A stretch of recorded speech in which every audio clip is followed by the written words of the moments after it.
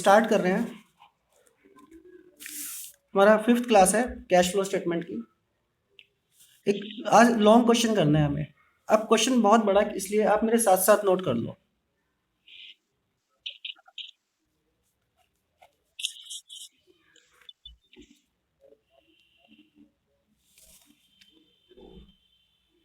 साथ साथ नोट कर लो question. Calculate net profit before tax and extraordinary items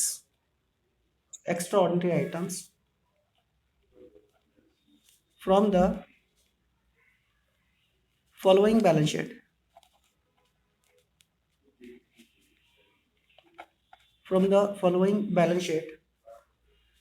of X company limited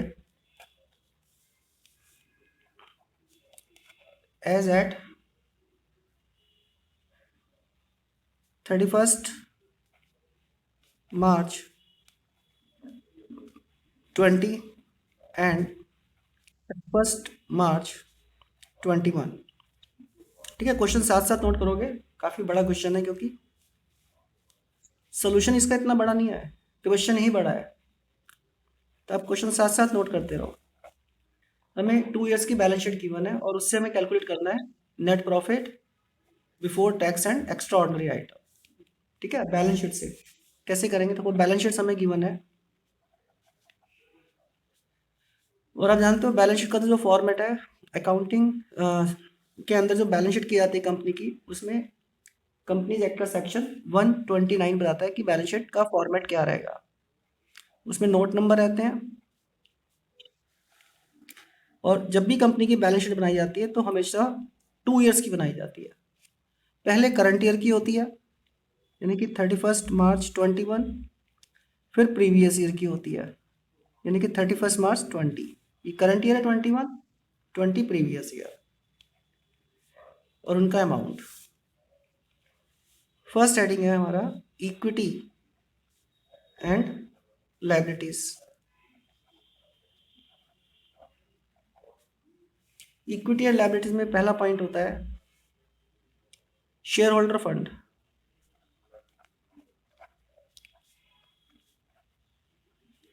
और शेयर होल्डर फंड के नीचे दिया हुआ है हमें शेयर कैपिटल और फिर हमें दिया हुआ है reserve and surplus.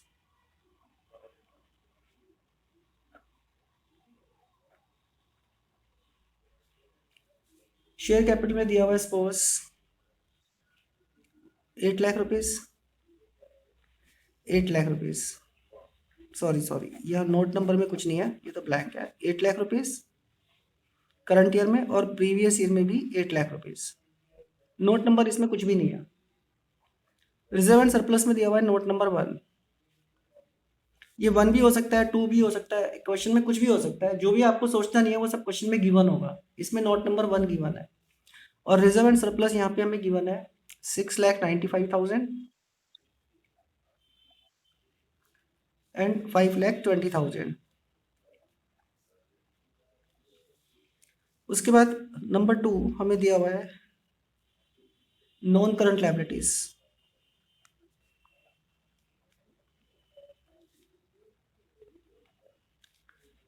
Non current liabilities में सपोज करंट ईयर में 5 लैक्स और प्रीवियस ईयर में भी 5 लैक्स। ये कुछ भी हो सकता है क्वेश्चन में। और तीसरा पॉइंट हमें गिवन है करंट लायबिलिटीज।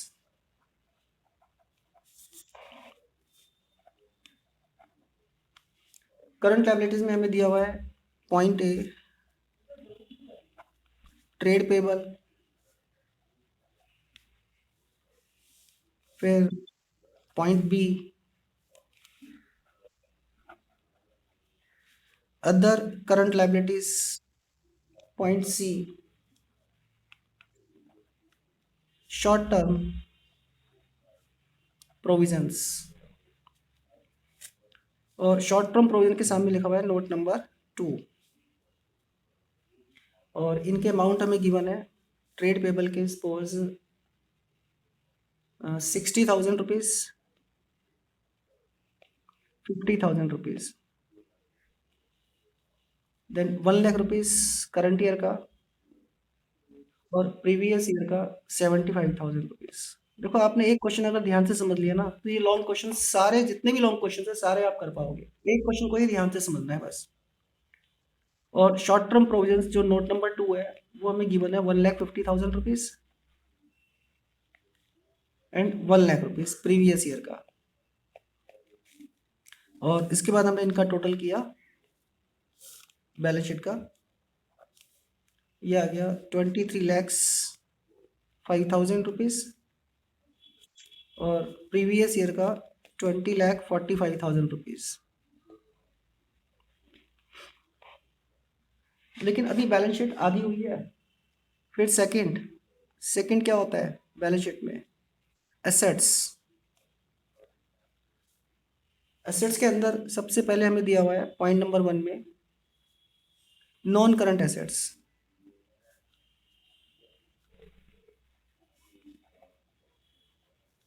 और नॉन करंट एसेट्स में दे दिया पहला फिक्स्ड एसेट्स,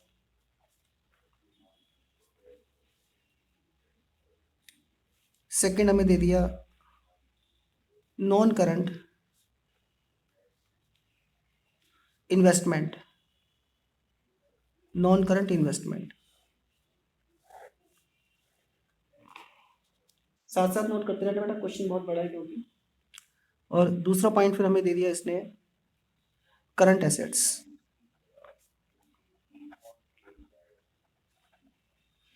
करंट एसेट्स में दे दिया सपोज 1,65,000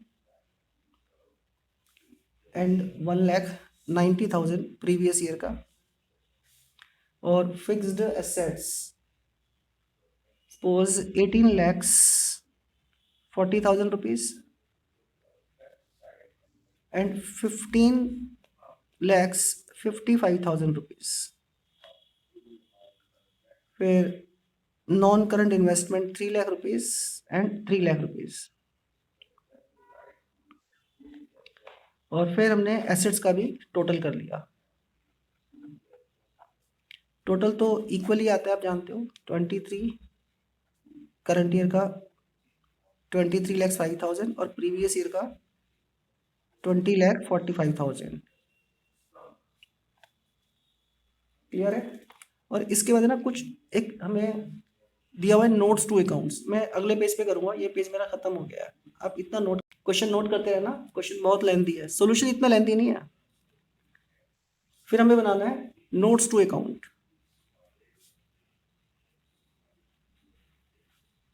ये according to section 129 of companies act balance sheet का फॉर्मेट है। और नोट्स टू अकाउंट कैसे बनाए जाते हैं? यहाँ पे दिया हमें पर्टिकुलर्स,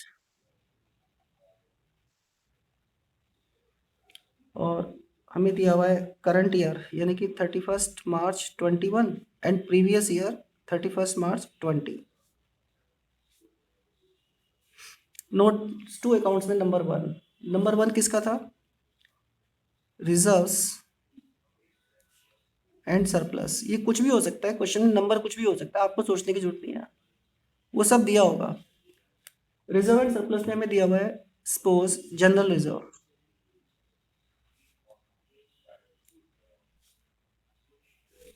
और सपोज हमें दिया है workman compensation reserve, workman compensation reserve.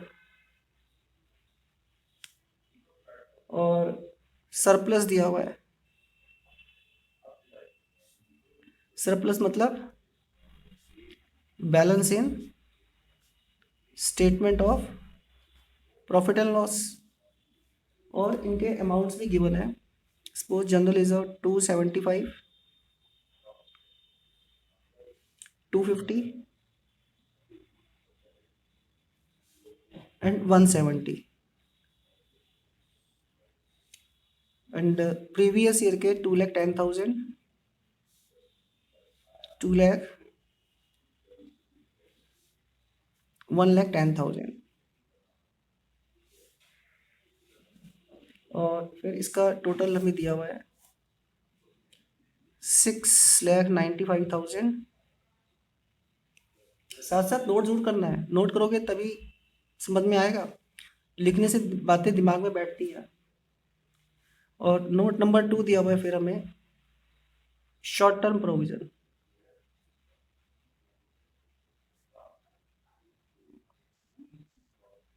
Short term provision में हमें दिया हुआ है provision for tax. Current year में 1,50,000 रुपीज़ है और प्रीवियस ईयर में 1,00,000 रुपीज़ है। और इसके बाद हमें नोट्स टू अकाउंट्स हमारे कंप्लीट हो गए। इसके बाद हमें एक नोट दिया हुआ है। नोट में बोल रहा है कि propose dividend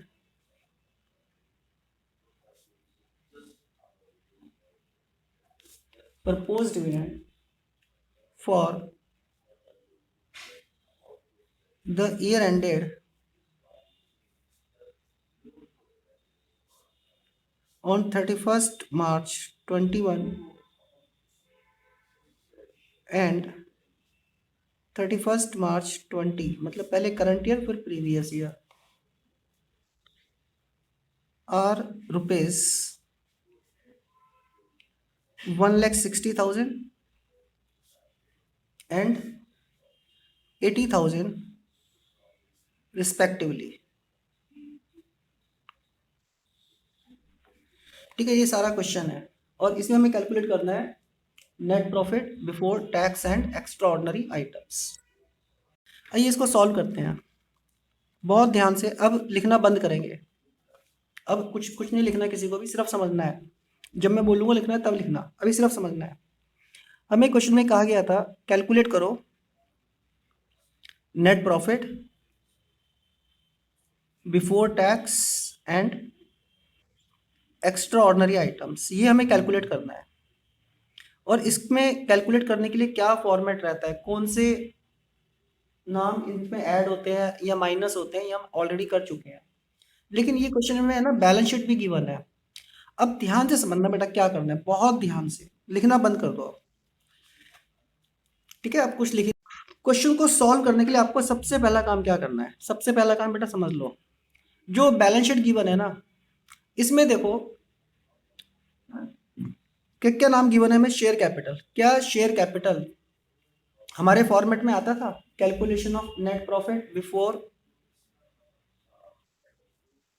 tax and extra ordinary के लिए? नहीं आता था ना। तो ये तो हमारे लिए एक तरीके से यूजलेस इंफॉर्मेशन हो गई, इसका कोई यूज नहीं होगा। फिर रिजर्व एंड सरप्लस के आगे लिखा हुआ है नोट नंबर 1।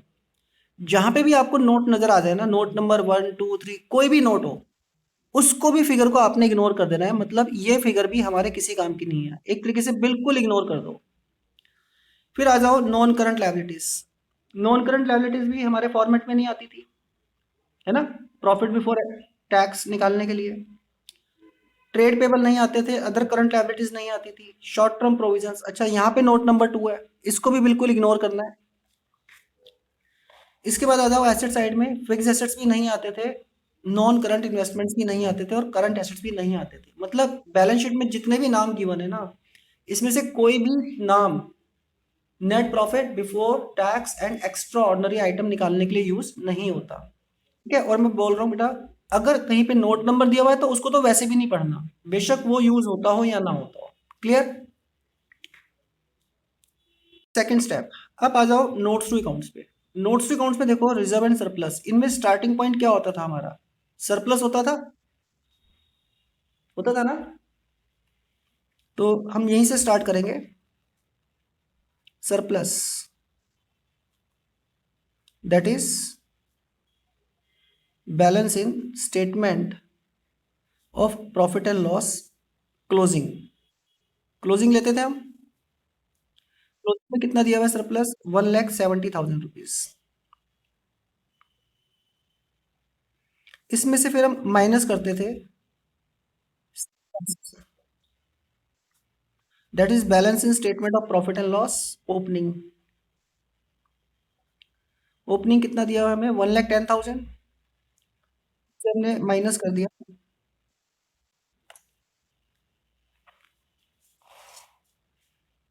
बचा हमारे पास 60,000 रुपीज। इसके बाद इनमें से देखो, याद करो कौन कौन से नाम आते थे। जनरल रिजर्व आता था, 2,10,000 से 2,75,000 हो गया, मतलब रिजर्व में कितने पैसे ट्रांसफर हुए? 65,000, है ना? तो ऐड होता था ट्रांसफर टू जनरल रिजर्व, कितना ट्रांसफर हुआ? 2,10,000 से 2,75,000 हो गए, तो यानी कि 65,000 रुपीज आए हैं।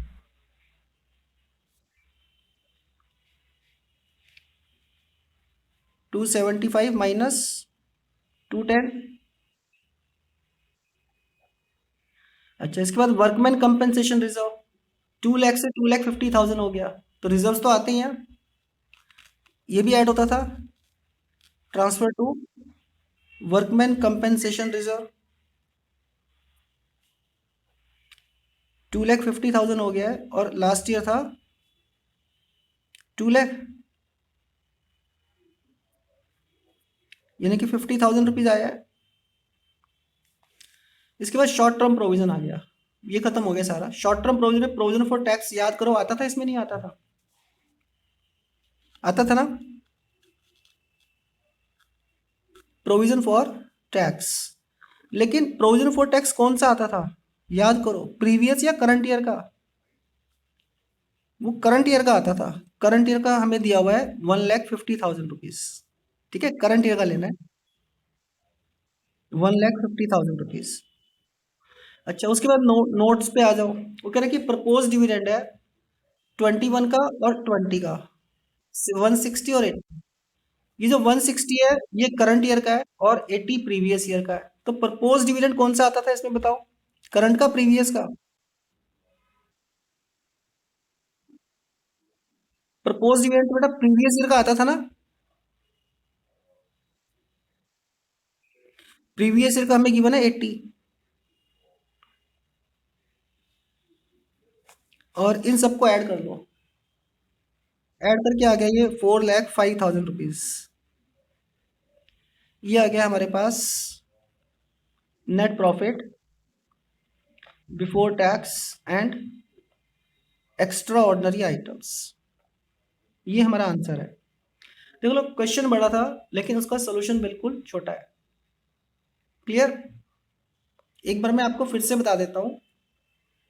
जब भी सॉल्व करोगे और बैलेंस शीट गिवन है, तो बैलेंस शीट में जो नोट लिखे हुए हैं जहाँ पे नोट नंबर, उनको तो इग्नोर कर देना है।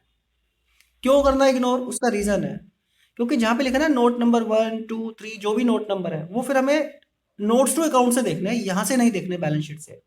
क्लियर?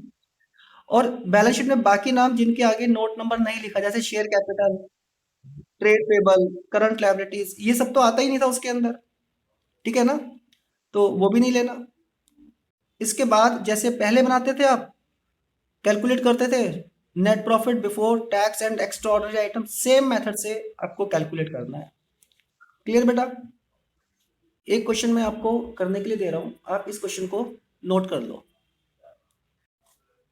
बेटा ये क्वेश्चन है आपके सामने, सारा क्वेश्चन नोट कर लो, और थोड़ा फास्ट नोट करना है।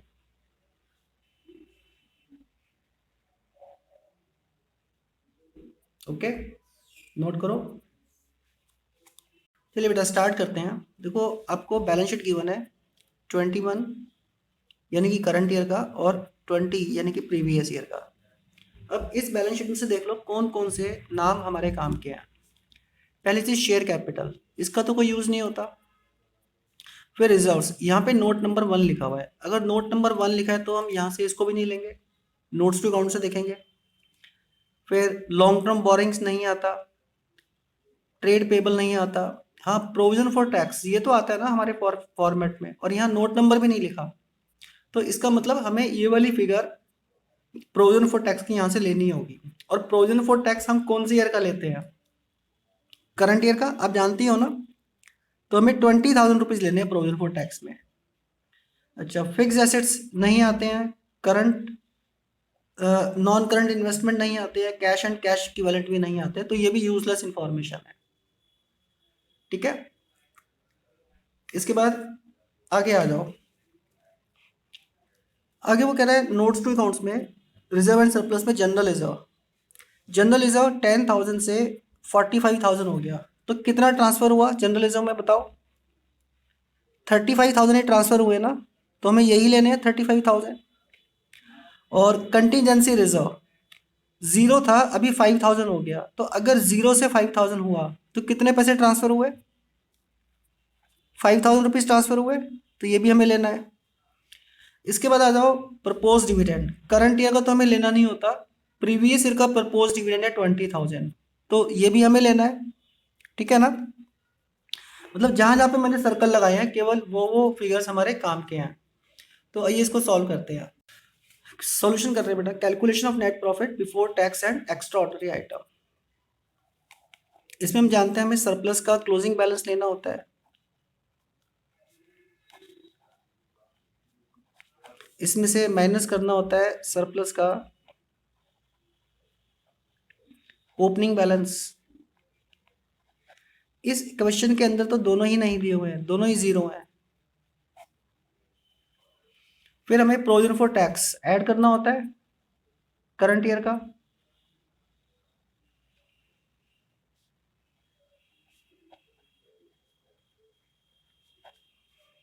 जो कि 20,000 रुपीज़ दिया हुआ है हमें।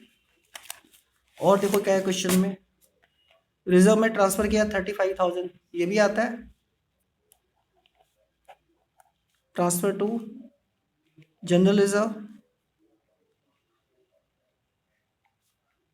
और transfer to contingency reserve. Contingency reserve में 5,000 रुपीज़ ट्रांसफर हुए हैं। और क्या आता है इसमें, प्रपोज्ड डिविडेंड।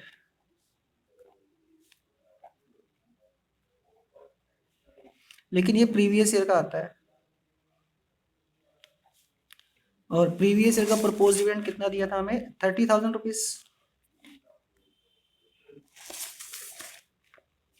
क्लियर यहाँ तक।